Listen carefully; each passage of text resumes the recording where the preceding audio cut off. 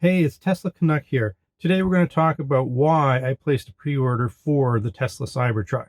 All right, did you watch the unveil last night? That was something else. I guess that's one good way to describe it. But anyhow, I'd love to know what you think in the comments. So I'm just going to get that out of the way right now. Let me know what you think. I'm going to tell you what I think, and then we'll get to why I placed a pre-order. For the longest time, I think, it was about 30 minutes or so, the unveil. And for most of that time, I was thinking, hey, this must be a joke. This is one of Elon's pranks, right? I figured that the curtains behind the Cybertruck would open up and out would pop the real kind of reveal of the Cybertruck. But then I got to thinking, obviously, afterwards that traditional pickup trucks have kind of looked the same way for 100 years, right? A cab and a truck bed in the back. So this is really different, and that's probably why it's so polarizing. Now, me personally, after kind of taking it in for a while and thinking about it, I think it's radical. I like radical design. That doesn't, put me off one bit, right? But the real reason why I placed a pre-order is, well, first off, it's going to cost you $100 to place a pre-order. It's totally refundable. Even if the Tesla shorts get their wish, and they won't, that Tesla goes belly up or something, not going to happen. But worst case scenario, you're out $100, and that's never going to happen. So there's no risk. There's practically no risk. So I placed an order to get on the list, and we'll see what happens when it's actually the final version is actually out. I'm not sure that there's anything that they could do that would change my mind. I kind of like it, so I'm going to go through with it. But if I don't, I have the option of canceling. So no risk. That is one of the primary reasons. Now let's get to some of the other more interesting reasons why I placed a pre-order, and that has to do with the specs and the value for the specs. So let's unpack this a bit.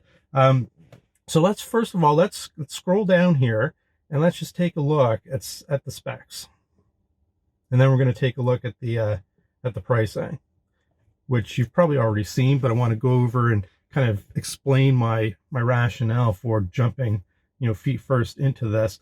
Okay, let's take a look at the dual motor, because it's kind of the mid-range of the two. And we'll use that for the sake of, this is what I've ordered, the dual motor all-wheel drive. So 0 to 60, less than 4.5 seconds. That's pretty sick.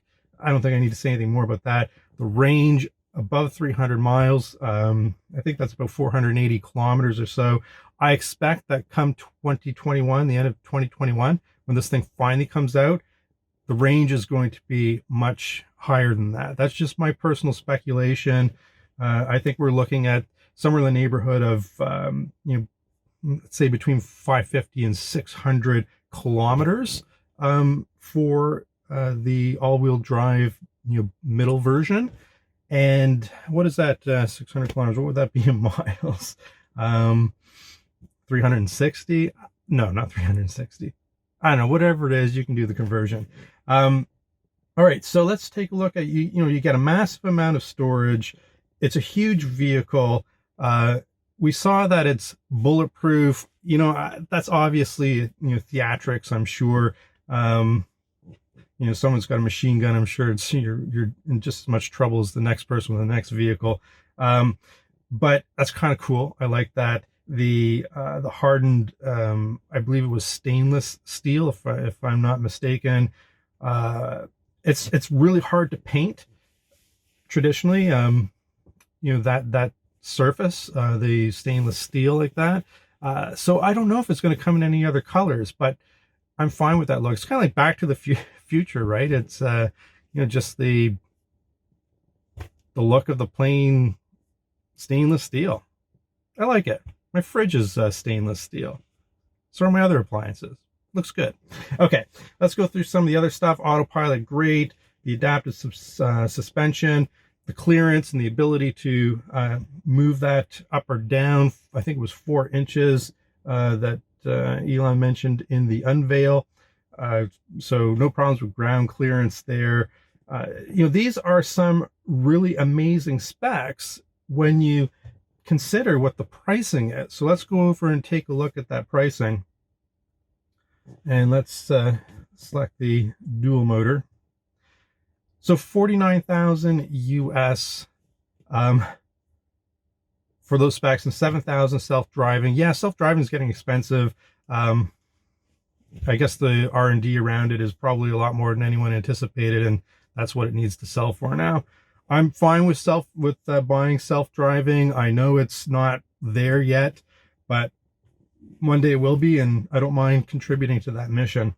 Okay, so here you can see, due today, $100. A Benjamin is going to get you on the list and in line for this, right? And I mean, the pictures, that's pretty sick. Come on. It's different. It's radical. It's polarizing. Some people are going to hate it, but I think it's pretty sick. All right, let's look at some of the other specs, right? 1,000-pound towing capacity. That's, you can practically tow a house behind you. So yeah, these are the reasons why I did a pre-order, and I'm super excited about it. Let me know in the comments again what you think. Am I nuts? Is risking $100 too much? I would love to hear your thoughts on this. Tesla Canuck, over and out.